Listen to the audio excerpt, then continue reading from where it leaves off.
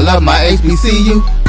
And boy, I love it, love it. I love it, love it. I love my HBCU. And man, I hope my team they won one. I hope my team they won one. Yeah, man. I hope my team they won one. I hope my team they won one.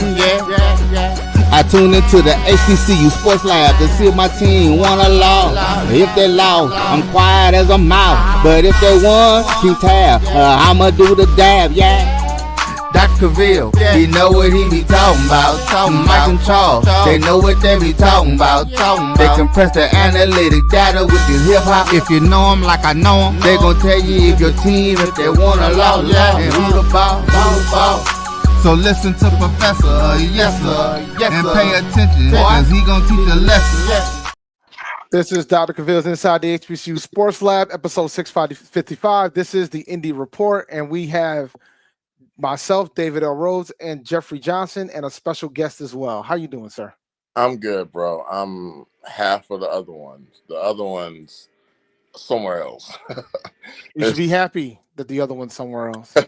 This is Zuri Carter Primus Johnson. So she's here on my shoulder. She might want to talk a little bit, and it's okay. It's okay. All right. Welcome to episode 655 of Inside the HBCU Sports Lab radio show and podcast, the show that's covering the sporting HBCU diaspora, all things HBCU sports for institutions large and small, from the NAIA to the NCAA. We share insights and information on the HBCU sports culture and HBCU athletic aesthetics to facilitate the story of HBCU's athletic programs and the business of HBCU sports.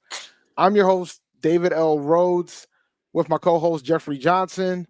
We are filming live from our home studios and sending the signal live from our KCOH 1230 AM studios with the Texas Radio Hall of Famer, Ralph Cooper, in the beautiful home of Texas Southern University from Houston, Texas.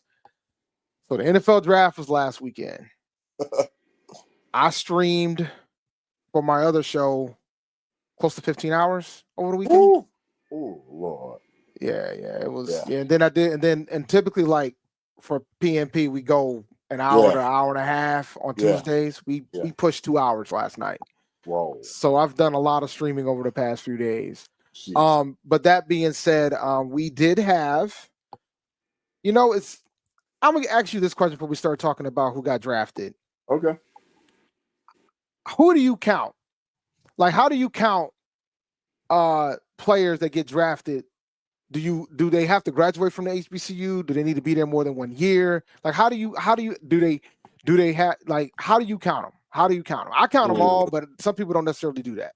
You know what? That's an interesting question, because this is, I would say, we're now into this nuanced generation of transferring where if they count or not. I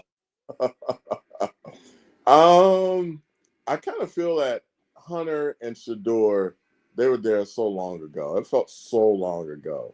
They count, but I would say recency bias. I would go, yeah, they count, but I mean, I'm not really. Yeah, I'm not really. No, they counted, but then at the same time, the way they left. Not saying that it was a terrible leave, but when I think it was Coach Prime's daughter talking about the shooting on campus and talk about it was like a YN Central, Jackson State, which a lot of people took offense to. Yeah. And that type of stuff. And I think when they were having these award ceremony at Veterans Memorial Stadium for right after they won the title, and you can just kind of see Dion was just already checked out. So, it's like it was good for the culture for a minute, but he checked out. And I will say this to give them some rope. Yeah. I think for me, it depends on the circumstance, but I don't think, and when we were seeing Shador Sanders fall, and he ended up going in the 5th round, the first thing I said was, well, folks ain't gonna really discuss this, but his Jackson State tape was better than his Colorado tape, and part of it was because he was able to do what he can do at Jackson. So from that alone, I'm like, I'm counting it, and for me, a lot of folks weren't the biggest fan of the exit. But then you got players like Bishal Tootin, who didn't even have nobody really recruited the man. Yeah. But A&T found something in him, and he proceeded to run for 1,500 yards his second year at A&T. Yeah. So like, me, I'm like, I'm counting that, and A&T should too, and they definitely did. Yeah, absolutely. And then like you got some kids that just make the decision to go take their grad year. I mean, if you get a degree at the school, I'm definitely counting you. Like Shiloh, he's counted. Like he graduated from Jackson, he's counted. Yeah.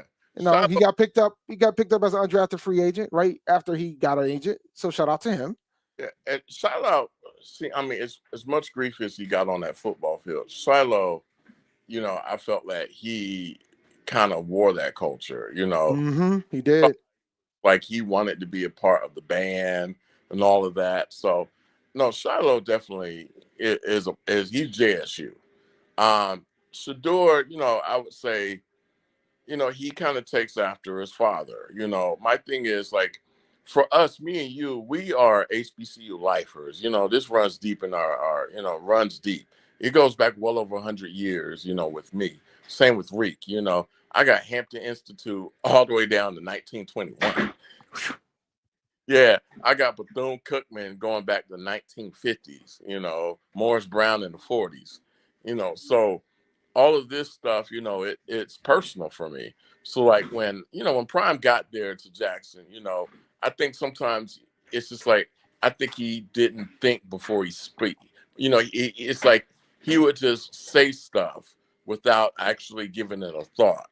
Whereas people who are nuanced in HBCU, you know, they kind of like, hey man, it doesn't really work this way, but I understand where you're going with it, you know. So I count it like I count Shiloh. Shador, you know, it's just he was young. You know, yeah, he went there. If you want to say, yeah, I miss Jackson State, yeah, I would happily say, yeah, you know, you're part. They asked him in one interview during the draft process. Yeah. No, while he was still playing for Colorado, they asked him the toughest defense he ran into in his college career. You know who he named? FAMU. He named Southern, actually. He named Southern.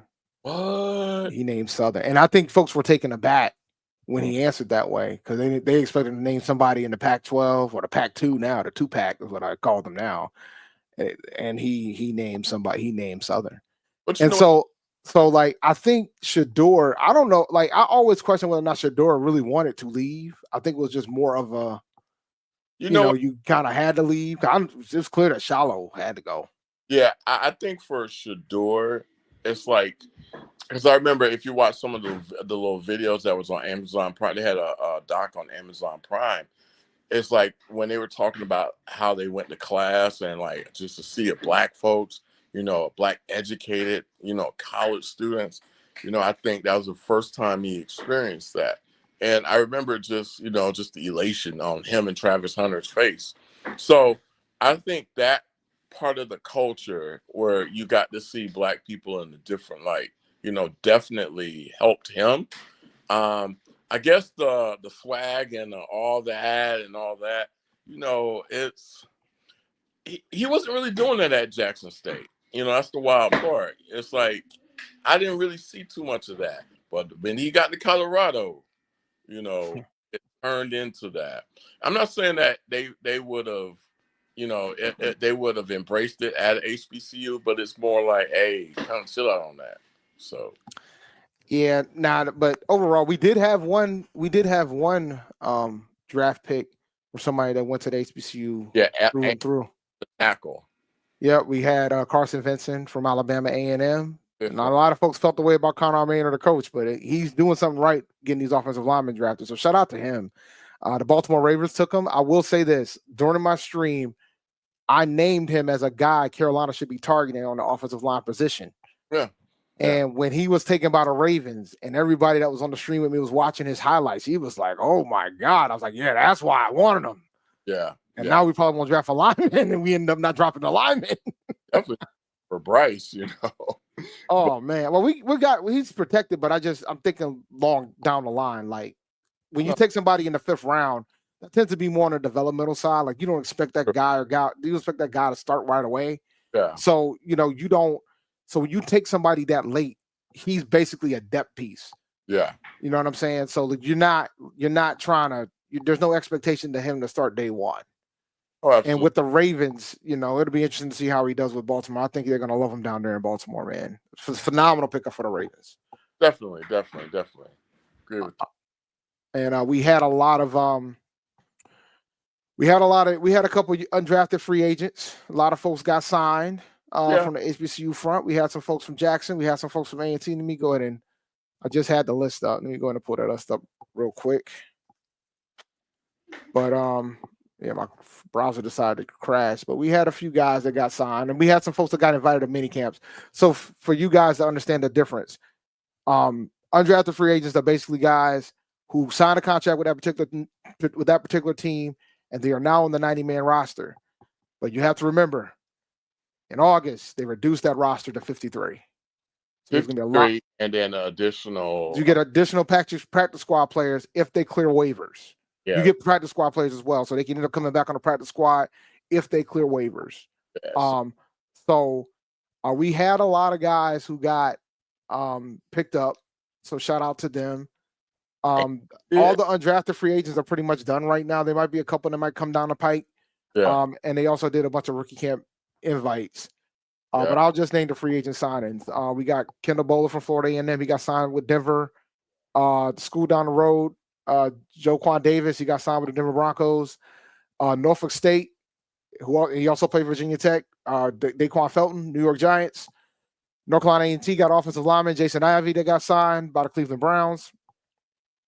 Jackson State got Robert McDaniel from the Washington Commanders. Shallow Sanders got signed by the Tampa Bay Buccaneers. Cameron Silman Craig, who also was a Jackson State, Colorado guy, he got signed by the Jacksonville Jaguars. School down the road in South Carolina, Torrey Simpkins, he got signed by New Orleans Saints. South Carolina State, linebacker Aaron Smith, which a lot of folks thought he could have possibly been drafted, but I had him on the fourth best chance. I predicted that we were going to get one guy drafted, but Aaron Smith got picked up in undrafted free agency. That was one of my guys, and Robert McDaniel got picked up as well. And Delaware State's running back Jaden Sutton, he got signed to the Washington Commanders. Yeah. And the third guy I thought that had a shot to get drafted, Elijah Williams, he ended up getting a rookie minicamp invite from the Minnesota Vikings. I was kind of taken aback that he did not get an undrafted free agent signing. But open for our guy Elijah Burris too, the running back. I didn't see any Hampton guys get a rookie minicamp invite. And I was kind of shocked by that. I'll be honest. I wouldn't be shocked. And I think Elijah Burris, to me, he was pretty much the only one I would say that was on the radar of most of the programs, but no. Everyone else was kind of like college bodies. Yeah, the one guy that I was fascinated didn't get a rookie minicamp invite was Kenny Gallup. I was kind of taken aback by that one, but I have my thoughts, and I'll probably get into that tomorrow on MD. I don't want to do that on this show, on this platform. But we had a decent chunk of rookie camp minicamp invites. So the way that works is the players pretty much get invited to try out. Yep. If you show enough, you might walk out of there with a deal. Or maybe you might see a deal a couple of days from after that invite. Typically, it's like a 3-day type of ordeal. It's a 3-day rookie minicamp invite for most of these teams. Yeah. I think that's the most you can do. So most teams definitely take advantage of that. Yeah. So they'll do that. I think it happens within a week. I think a week or two from now they do it. And so and then you might get some more players that get signed from there. Yeah. Right now, there's some NFL rosters where they're trying to manage, like some of these signings, most of these signings, from what I understand, are pretty much official. Yeah. But there are some teams that are still trying to get under that 90 mark. So a lot of they haven't really necessarily announced it yet. So we might get some more surprises over time. Yeah. From that standpoint. Yeah. All right. I want to take a quick break. You got time for one more, man? Because I want to talk about the conference realignment. So I want to take a quick break and come back. Sure. All right. So when we get back, we're going to talk about conference realignment. There's a lot of things that's happening in Independence, and I want to just have a discussion point with Jeff, Mr. Johnson here, and go from there. So we will be right back right after this commercial break. It's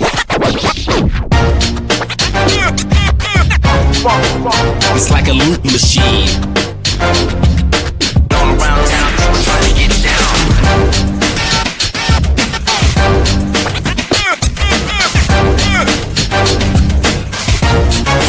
It's like a loop machine.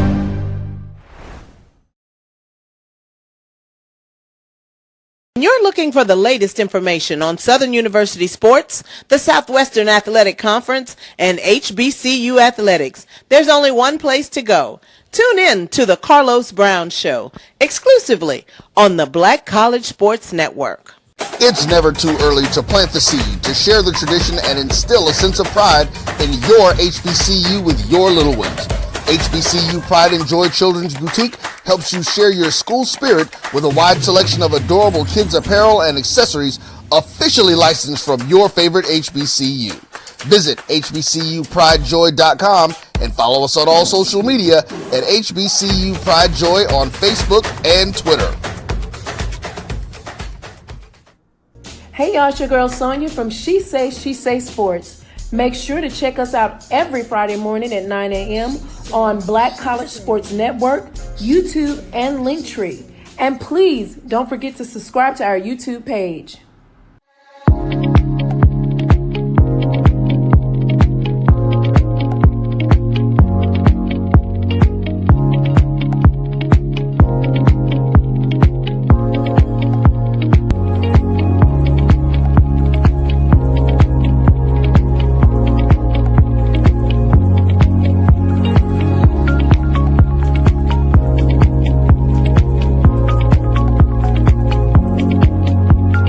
Press the analytic data with your hip hop. If you know them like I know them, they gon' tell you if your team, if they wanna lose, and who the ball.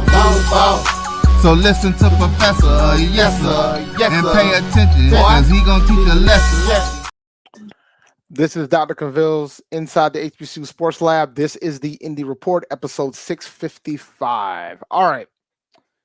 I wanna draw this picture a little bit. Sure. All right, so on January 29th, 2025, the CAA announces that their board of directors and its member institutions committed to opting into the NCAA house settlement by March 1st, 2025. Mm-hmm. All right. Now, a few weeks after that,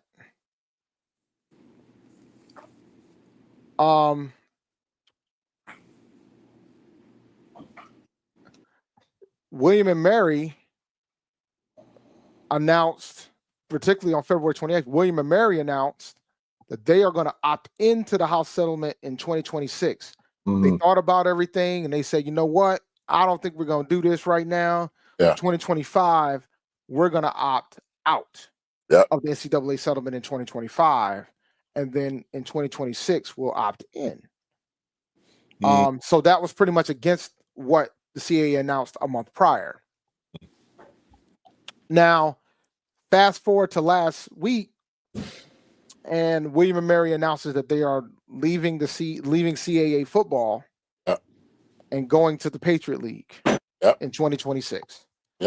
Now, just to be clear, I know everybody has football on the brain, but William and Mary is still a full-time member of the CAA as of right now. I don't think that's going to be the case long term, in my opinion. All right. I think by 2027, I think they're going to leave the conference. I mean, I could be wrong, but I'm speculating. I'm fine with that. But that's what I believe. I think the moment when they decided to go against the conference with regards to opting into the settlement, whether it's right or wrong, or whether you agree or not, that was the moment that I knew that they were going to make a move. So I anticipate that that's going to happen. Mm-hmm. But that being said, that would leave the CAA with 13 teams in the football conference. And they still have 13 full-time members. So I bring this back around to you to ask, is there a level of concern with regards to the CAA on the football side? We'll start with football first. Well, football, I'm going to say no, because I still feel that they have positioned themselves to be a good receiver of institutions. Like, if you want to move up, then you must go. Like, I'll put it to you like this: the CAA was a bigger state if it was in the USA. It was a Texas and FCS. Now I kind of put it as an Indiana. Whereas if you want to go to somewhere great, you got to go through Indiana. So if you want to go through Illinois and Chicago, you got to come through us. So I think they position themselves as, all right, we might not be Mountain the Big Sky or the ones that always win it, but if you want to move up and you're kind of like in the East Coast area, come through us. So I think that the CAA is positioned well enough that it doesn't it will probably affect like the competition in the playoffs, but for the most part, I would say that it's still positioned well. And So go ahead. So do you think? Because I think Nova's next. I think Villanova's. Oh yeah, yeah. Like I'm going to put that out there. Yeah, and I wouldn't be shocked if they announced before the end of June that they're going to go to the Patriot League in 2026 and join William & Mary as well. I wouldn't be shocked one bit. I would not be shocked. Let me be clear when I say, because Villanova's bread and butter ain't football, contrary to what you guys think it is. It's basketball. So they're not. They're in the Big East. Yeah. All right. For everything else. Yeah. They're a football only member. So I could see them leaving and heading to the Patriot League, which would put the CAA down to 12 teams in football. Yeah. Still 13 full time for now. Yeah. Now when you take that, when you factor that in, then you're concerned about how many playoff spots you're going to get in that conference at that point. Not much. You're not. Now you'll be down to probably 2 at that point. So then it becomes fascinating at that point. Yeah. About who will win that. Well, then you never know, man, because Rhode Island, they tend to keep a good team. New Hampshire tends to keep a good team. Yeah. But I think, and AJ said it will impact travel costs for A&T. Yeah. And it will impact travel costs for Hampton. Because I think, right now we do the one plane ride. Like we go up there, they go up to the Northeast for one plane ride a year. Yeah. So it'll cut if they keep losing some of these teams that are in closer proximity, it'll go to 2. No, I definitely agree. And I think for like Richmond and William & Mary, I would at first, because I've read all the articles, and of course the comments turned into, race. Oh, y'all got 2 HBCUs now. This is why. And I don't look at it that way. I do, but I think I'm gonna be honest with you. Yeah. I think that's the cop out. Yeah, I think that's it's a certified, and I'm gonna tell you why. Yeah. I've talked to folks who pretty much said they didn't like the fact that they added Bryant. Oh, yeah. I think Bryant, and if you guys know where Bryant University is, I'm gonna give you a clue. It ain't an HBCU. It ain't near that. Yeah. So I think it becomes a situation where I think they were open to adding more teams, but I think they want to add certain ones. Yeah. And I think some of the teams that they added, they probably weren't the biggest fans of. And then it's easy to say, well, maybe they didn't like the HBCUs because that's an easy target. But I know for a fact that some of the alums were not. Some of the fans, if you look up, they'll talk about, they might mention Hampton, but Bryant is like the one they mention the most because the northern schools wanted Bryant. Yeah. The southern schools didn't. Yeah. There was a split about that. It's interesting, because when I tried to stay off the blogs, but when I got on the blogs, it always was, well, what does Hampton and A&T bring? And I always looked at it as, well, a lot of the Hampton alums didn't want to go to CAA. So I tried to put it in that perspective, listen, you act like we wanted to be with you guys. We did not want to be with you guys. That was the old generation in Hampton that wanted to get in, to move on up to the east side. And I wanted to get in there with you and Brown knows. So I looked at it from that perspective, but I also kind of look at it from this perspective too for Richmond and William & Mary. They've been in that conference for a while, so they already know. So they've been in there to see the changes. And I'll kind of look at it this way. If we were in the MEAC, right, and, A&T, Hampton gone, FAMU gone, Bethune gone, what if Norfolk gone, and it's kind of left with Delaware State, Coppin, and Maryland Eastern Shore. They're kind of looking around, and then they start bringing in Kentucky State, or Central State. They're like, oh, this ain't MEAC football. This ain't MEAC at all. We need to get up out of here. So I can see it from that perspective. Oh, I don't know none of these programs, so I would leave too. But do I think that the HBCUs had something to play with it? Absolutely. But that was a factor. Yeah, I think it was a factor, but at the same time. But the other factor too is that one of the things that some of the folks at Richmond talked about was the fact because they have so many teams in the conference, they weren't able to play the rivalry games every year. They had to work around to make that work. Yeah, and and because the thing is they weren't part of the pod and all this other stuff. So yeah, like I think that was another factor in it. yeah, And you there's a mindfulness to that too, right? Like us leaving the MEAC, we made sure we played the school down the road every uh, year. true, true. So Same like you can make that happen if you wanted to. But I think there's more to it than that, man. Like yeah, too. I know they've lost a lot of, like, the CAA's lost some schools. They've lost a decent chunk of schools, but They they've been lost, able to replenish. yeah, they lost Delaware. They lost JMU. MU, VCU. Like they've lost a crap ton of schools. And I'll be the same way too if we were in the MEAC and we kind of left down with Delaware State, Coppin and Maryland Eastern Shore. And you're like, oh, Morgan. Like, oh man. And they add Kentucky State, Central State, Florida Memorial. Well, but it's interesting, right? Because the MEAC, it's going to be fascinating the next couple of years about the future of that conference, because you're going to have a lot of other conference sniffing around, but they were sniffing around before, but I think they're going to sniff around a little bit more, because I don't think conference realignment is over. There's going to be more teams that's going to move around. Dude, it's like my whole thing, Delaware State, if you leave, just wipe everything out, because like it doesn't make sense for me for like Central to leave or South Carolina State to leave, you are, I would say, black. And but you don't know the circumstances of each school either, right? Like you don't know, because I think the decision is going to come from more than just being black. true. Like it becomes about business too. Well, There's a delicate balance to that. if there's a business, then who was it? Furman. I guess they'll bring somebody, but Coastal Carolina, not Coastal, College Charleston. Now, if they now I will, and I said this in the past, if they leave, that's big. That one I would be more concerned with than William and Mary bouncing. I'm gonna be honest with you. Well, South Carolina State. No, College of Charleston. If College of Charleston left, if College of Charleston left the CAA, that would be big. Over. Like that would be big. And folks are thinking like, why would you think that? And I'm like, well, they're a basketball power. They tend to have a pretty decent baseball team. I think, and I said this when A&T made the move. I said this move is more about the rest of the sports. It ain't really about football. Yeah.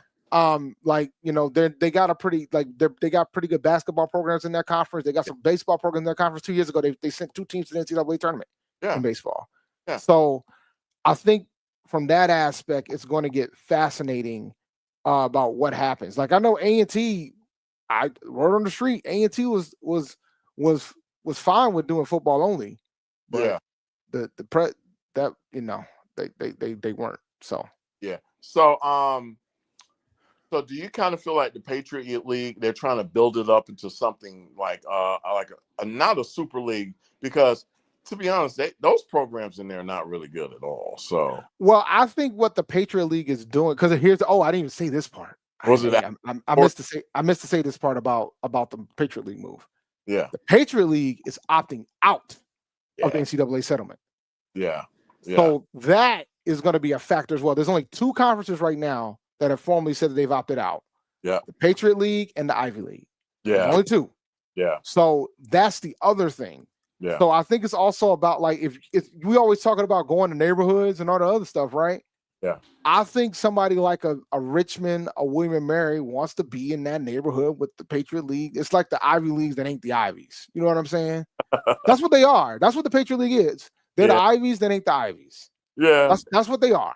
Yeah. Like that's who they are. They probably don't like folks saying it, but that's who they are. Like that's what they are. Yeah. Okay. Yeah, like Charleston, UNCW, like the big basketball programs. If those guys leave, then it becomes real then. Yeah. But so it's like they're moving it just to go over there, just to kind of start something up. Like, okay, we're back to being the big white conference, and unless they invite Howard one day. And Howard too. Howard would go too. That's the funny part. Well, it depends on the type of leadership they have in. If it was because I don't think William and Mary would be too keen going in the Green Stadium and then they see them doing the Black Power fist in the stand. And they do it. and they play Lift Every Voice and Sing in the stands. I don't think William and Mary. Well, they play Lift Every Voice and Sing whenever. Look, man, when I went to the ladies basketball game when A&T played Northeastern up in Boston, they played Lift Every Voice and Sing for the game. They played it. They did now, that. Now, don't ask me if they play it when they don't play in HBCU. That's what the discussion. Because I ain't going to no games unless A&T or Hampton's there. But they play it when I went to the game against Northeastern, the ladies game. They played it. Yo, if they invite Howard, I can imagine them. Where they gonna park at when they go to Green Stadium? They're not parking on Georgia Avenue. There ain't no parking there, from what I understand. I think parking's a premium out there.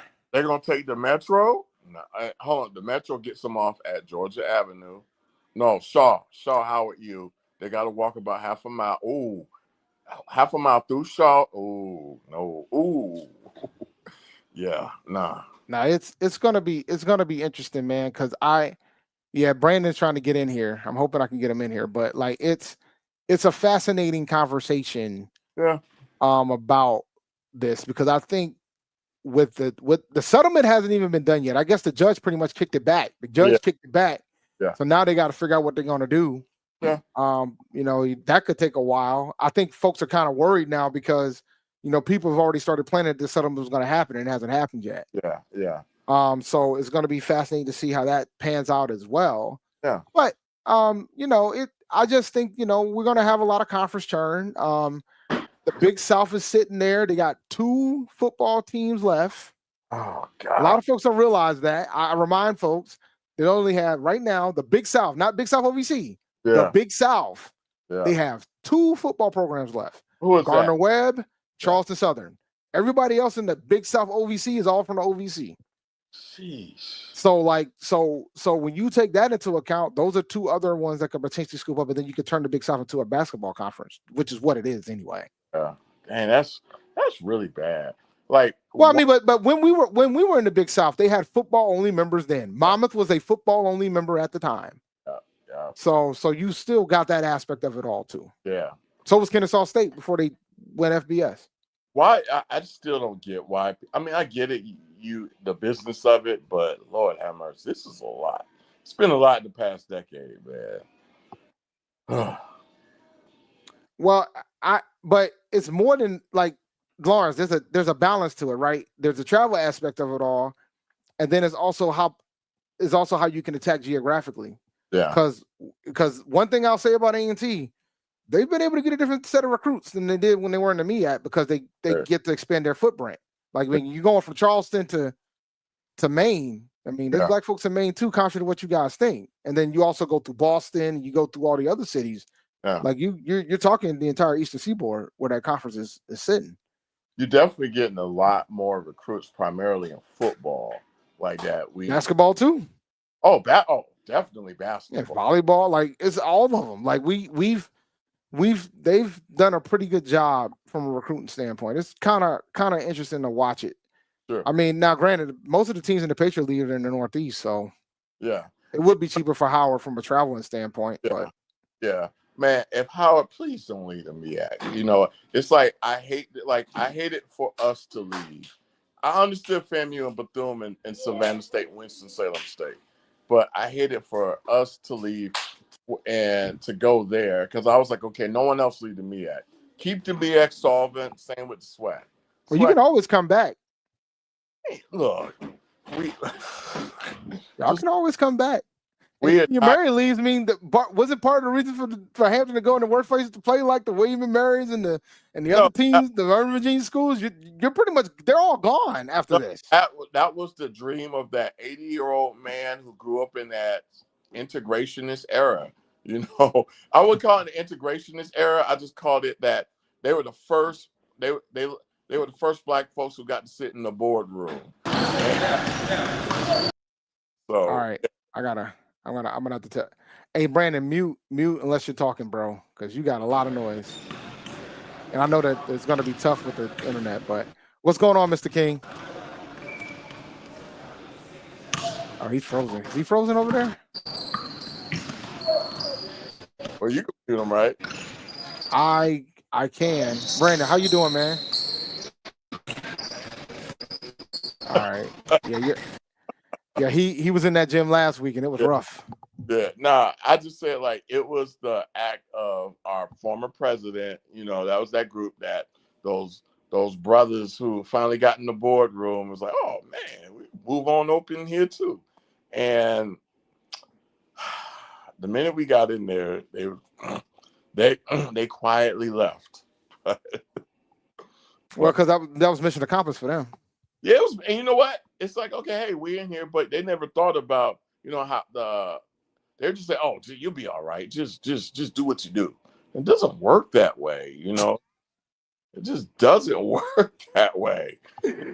Just do what you do is Yeah, diabolical. yeah, it doesn't like.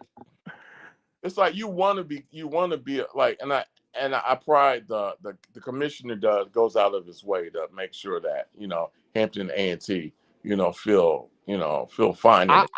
I think he loves us. I think he loves us there, man. Oh Like, yeah. So but I don't know how many other institutions feel that similar incentive. I think some do. I think most of them do, to be honest with you. Yeah, it's like, and it's interesting too, because when we see them at our home games, they're just like, they're kind of different from what we've had. Like when Morgan come, it's like seeing your cousin, that you ain't seen in a while, and it's like I know, like when let's say like when Morgan come, if it's a bigger game, the alphas from the Morgan and us, we meet up. Yeah. With you with the Sigmas, y'all have your little boat, your little grill. Whereas when Rhode Island come and Rhode Island came, and all right, thanks, Charles. Did he say the brain what word? Okay, all right, give me a moment. That's on the thing. Oh, he's running now. Yeah. So when I think we had William and Mary came, and William and Mary, and I think what was the other school, either Villanova came, and they brought a substantial crowd. And they kind of just they left the stadium and kind of started walking around the campus. Even kind of like, hey. But I will say this: when we played Townsend, in 2023, when we played Townsend, I will say this: there was a lot of them there. Yeah. And the thing, and I remind y'all, Townsend's 25% black. Yeah. From a student population, and they're a pretty big school. They probably got more black kids than a lot of HBCUs do. They do. And they were walking around, and they were like in amazement of what they were seeing. Yeah. Like they were just trying to soak it all in and understood what it was. Yeah. Because I talked to some of the folks there when I was walking around, and they were like, "Oh yeah, man, we never get something like this over there in Maryland." Yeah. It was like, this ain't even like Morgan. And I was like, I know it's not gonna be. Yeah, and I went to Towson, so it's totally like that. But I think when we started seeing them, like, they're on the waterfront at Hampton, they're walking by the dorms. It's just like, but I get it. It's like if you've never been on a campus, there's always wonder, like, I bet are the gang members on that campus? Nah, that wasn't that at all. It was funny because A&T tends to, it's a crowded homecoming at A&T. We typically have close to 100,000 people in the yard. Yeah. So I think for them, it was just the fact that it was the amount of people and and everything that was going on and across the city. Yeah. But they brought a decent crowd. They were able to get some tickets. I gotta give them credit. I mean, they played the game good enough to get some tickets. Yeah, like when for our homecoming. Oh Lord, I know they were like, let's get up out of here, man. The players had to walk through the parking lot where and what I understand, the Townsend players, typically after the game, the away team will walk up to the tailgate area. Yeah. Typically after the game, right? So, and I think normally, and shout out to my man Doug Brown, who's former wide receiver. He was a wide receiver at A&T when I was a student there, and he does he's got one of the bigger tailgate spots on campus. And he, typically he'll take care of the away team if they show up, type of thing. So that's what he normally would do. Yeah. And so it was kind of hilarious because I think they never seen nothing like this. And typically whenever there is an away team, and then typically normally it was an HBCU, but now that we're in the other conference, so you'll see Campbell walk up there, you'll see So it's kind of it's interesting. I'll say that. It's interesting because I think for a lot of them they've never seen something like that before. Yeah. Even if it's just even if it's not even a homecoming game, if it's just a regular home game, our tailgate is pretty strong. You know, it's a phenomenon, though. You know, that's a cultural phenomenon. You know, that it's like and it fits Greensboro. It fits that area. You know, because it's drawing people from all over from the triangle. You know, so that's what. Yeah, DB is hilarious. What do you say? He saw the CAA commissioner at a Lady Aggie basketball game. He was definitely happy to be there. He was walking around and shaking hands like he was a politician. You know what though? It's like he's probably saying, "Man, we've been so uptight for so long, man. I love to see all of this," you know. And he's wishing other like if you think about it, a lot of the CAA games are like very boring. You know, A&T brings color, Hampton brings some color. It depends on what we're doing, but you know, it's like you probably got, you know, sooner or later HBCUs are going to become in vogue, and it's more like, oh well, we got HBCU in our conference, you know, so it's like you will want to hold on to that, you know, may not for the culture but for the fact of branding purposes. But if you want to go to the Patriot League and eat, I don't know, but I'll be honest with you, bro. I don't know if the Patriot League would appreciate Howard there. oh no, absolutely not. And that's my thing, right? That's why I think if Howard and I hope they don't make a move, but if they do make a move, I don't think that would be the move they should That would make. be a terrible move. And see, the thing is, if they want to go based on academics and intellectualism, you know, Howard is a different type of. That's like Malcolm X talking to freaking McCarthyism, you know. So it's not gonna work, you know. Yeah, nah. So that's why I would say it's like that doesn't fit them. And it looks like the way that Howard's moving from an NIL perspective, Yeah. they're probably going to opt into this settlement. Yeah. So it doesn't make any sense for them to go there at this point. Absolutely. I mean, even from that aspect, right? Like, I think schools and conferences are still trying to figure out which way they want to go with this. Yeah. Some are like Morgan State knows what they want to do. A&T knows what they want to do. Hampton would know what they want to do. But you know, it all depends, man. Like I'm not rooting for anybody from the MEAC to leave. No. But I do think that, you know, I think some schools are gonna probably continue to get calls. Yeah, it's like I just hate the fact that people pick on the MEAC like well, no, they raided the Big South before they did the MEAC. You know, it's like, but I mean, FAMU had to go, Bethune had to go, Savannah couldn't cut it, and Winston-Salem was broke. So understand that. Hampton and A&T, old guard that wanted to splash, but yeah. Now it's gonna be fascinating, man. I think, but like I said, I don't think it's done yet. We're gonna see more. Yeah, I think the news will be crazy if an HBCU makes a move. yeah, definitely. Overleaving. I could see Delta State going to Northeastern, but we'll see. That's another one, man. It makes sense from a travel standpoint for them, but it will totally kill them now. You think so? They already play a decent chunk of their sports in the NEC. Yeah, that's true. Yeah, so does Howard. So does Howard. You know what? I don't think it would kill them. I just think people like us would just take our eyes off of them. You know, I ain't. Well, So the question I have is this: yeah, haven't we already done that? Oh, yeah. You know what? I still kind of keep my eye over there because they got Deshaun over there. But the thing is, I think that eye is going to be there regardless because Deshaun's there, depending on how long he stays. Yeah, I keep my eye over there to see what kind of color uniforms they got. So that's what I look at. My daughter almost flipped to Delaware State, man. She came real close too. I don't know why. She made a great. They gave her full ride though, right? They gave her full tuition scholarship. It wasn't a full ride. No, I think it was a full ride. There would have been no discussion. I would have had to put the palm down at that point. No, I feel you on that one. Yeah, it different ball game if it was a full ride. Like, yeah. Being debt free versus being in debt are two totally different things. Woo-wee. I mean, most of the options she's gonna be in debt in some capacity. It just all depends on how much. And Trump talking about taking your garnish your wages now. You know, not yet coming. I'm gonna be honest, as somebody who just did the Parent Plus loan application the other week. Yeah. I'm more concerned with him pulling that. Yeah. Because then that's gonna change everything. Oh yeah.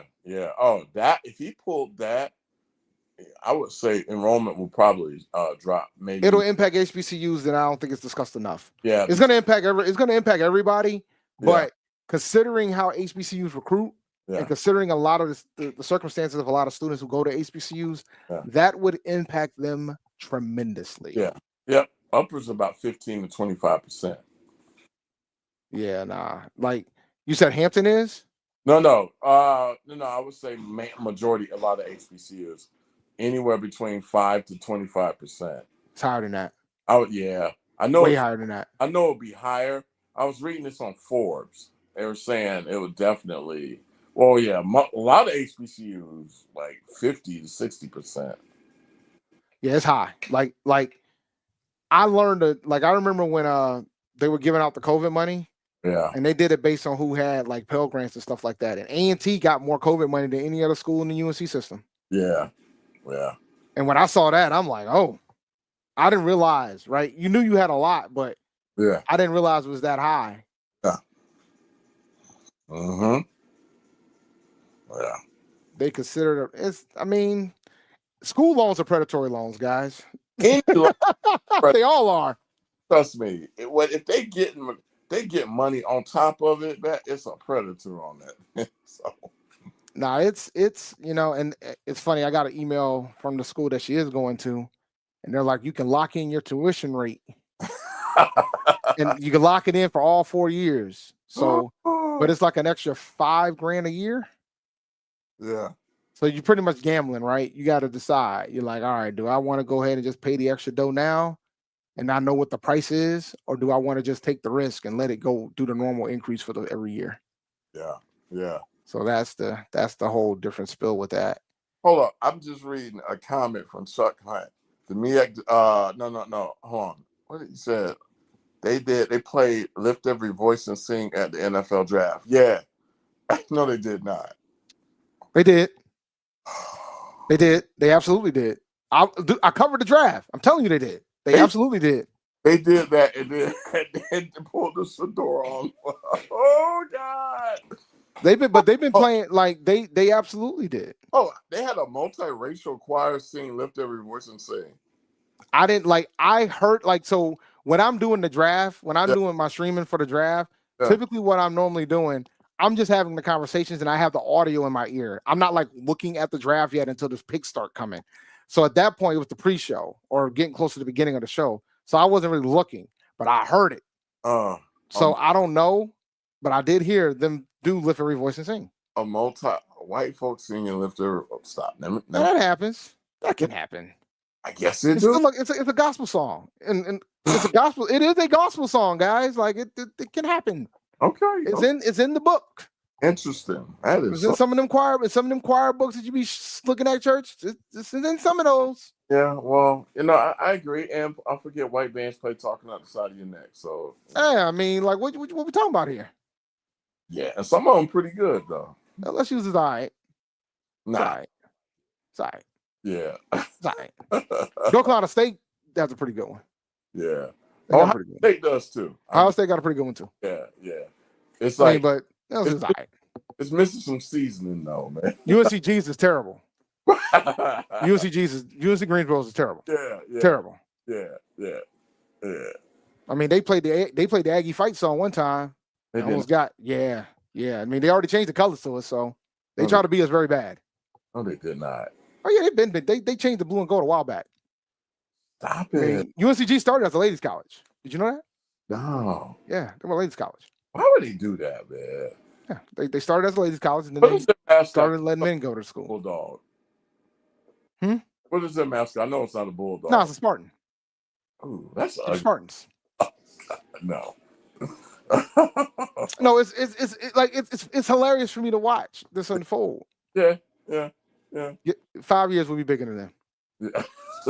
You definitely on your way. We won't. Yeah. I mean, why not? A&T's a superstar because hell, Because I mentioned so many kids up here in the Maryland, D.C. area, and all of them. When you talk, like, it used to be like the trajectory was, if it was not here in the Howard Morgan, Coppin Bowie area, it would would be Morehouse, Spelman, FAMU, that three. Now, A&T. Mm-hmm. But they've always been strong in the DMV. Like, No, even when I was, yeah. but even when I was a student, we had a lot of folks. You're strong, but I would say the vacuum pull is a lot stronger. Oh yeah. Like, well, because there's strong alumni associations in the area too. Yeah, very strong alumni associations in the area. College. Okay, so I forgot to tell you. So I got beef with the Sigma brothers up here in Howard County, and and your A&T brothers too. So we had a college fair. So I ain't gonna say the high school, because if one of them listen, I know they want to start something. So we pay for, like, the majority, the upper crust universities pay for the booths near the front. So of course A&T, the Morehouses, the FAMUs, the Hamptons, the Howards pay for all the front booths. So the Sigmas, this is what y'all do now. Y'all pay for the booths next to the university. So y'all pay for the booths next to the Howards, next to the A&Ts, and then next to FAMU. So you had 3 separate booths where Hampton should have been, And so when I went over to them, I got 3 booths here. Oh, well, brother, so yeah. So are you interested? No, I was like, so I threw it, and it was just like, what you guys are doing is wrong. You got, like, it's ingenious, but stop it. Stop it. 3 booths in the same area. So basically, you're just buying up spot to keep people from going to other schools. Smart. And I mean, A&T, it's funny because, like, I did the career fair up here in Boston, and a lot of the kids up here tend to go to, like, Morehouse, Spelman, A&T, FAM. Yeah. Those are the 4, and Hampton too. Those are the 5. Yeah. Like, it's kind of interesting up in the Northeast when it comes to it, because a lot of things too is that students gotta know. Yeah. And I think that's the biggest challenge up here. Like, in the DMV, you got a couple, like, in the region. Yeah. But us, you don't really have. Yeah, they're not going to a Grambling or a Southern or. They had a booth there though. Grambling had a booth. And you know what? And I want them to have a booth there. Morgan had a booth. There was a few, like, there was some booths. Because there's some grads up here. There's a Southern grad up here too. Yeah, and I want them to go. There's Southern grads up here. I'm not saying don't go to our alma maters, but at the same time, like, I would say this: what we have, is great, but I would say, like, if you really want more seasoning, go down to Grambling Southern. Go to those programs, and you get it's a definite culture there too. So now Grambling, it's funny. Like, when my daughter pretty much eliminated an enormous amount of states that she would not go to. and it was wild to me, man, because, like, but she eliminated Rhode Island. She said no to Rhode Island, right? I get it. But, like, she eliminated, like, there was some schools I wanted her to apply to, but because of the state that they were in, she wouldn't touch them. Yeah, I understand. And I was not happy about it. Yeah. I was not happy, but it's her decision ultimately. It's her call. I get it. So I was, because I'll tell you what, man, I told her, I said, I think you will probably be a pretty good fit for A&M, Alabama A&M. Yeah. I told her that, and she looked at me and she was like, that's a state that I want to go to. And I'm like, I'm telling you, will be perfect in Huntsville. Huntsville is in a very progressive area. I love Huntsville. Yeah, man. I told her, I was like, I don't think you're seeing the vision that I'm seeing right now. But it's your decision. You decide what you want. You want to be in New York? Be in New York. Yeah. And then you're gonna find out what being in New York is. Yeah. But all right, it's time to close the show. You made it through the whole show, man, and your baby was very quiet. Sitting here looking at text from my wife, like, "Hey, has she had a bottle yet?" I'm like, "Oh." Nope. You'd be like, "Nope, she slept the whole way." Whole way. All right, let me close out the show. All right, go ahead. All right. Only 2 breaks today, or 1 break. I don't know how many breaks I had. Just 1. Yeah. All right. Thank you for listening to Inside the HBCU Sports Lab. Make sure you share our podcast with your friends and colleagues. I'm David L. Rhodes, coming from Inside the Lab. College HBCU Sports, and the Indy Report with Jeffrey Johnson. Shout out to Brandon King. He tried to get in here, didn't quite make it in, but it's okay. Make sure you follow me on Twitter at ChampD1012. You can follow Jeffrey Johnson at JeffreyAlpha06 on Twitter as well. Make sure you follow Dr. Kenyatta Cavil on Twitter, Facebook, and Instagram. Make sure you follow Inside the HBCU Sports Lab 1 on Facebook and Inside the HBCU Sports Lab on YouTube. Dream big and continue to move forward. We'll talk to you soon. Jeff. Course. Lecture dismissed. Y'all have a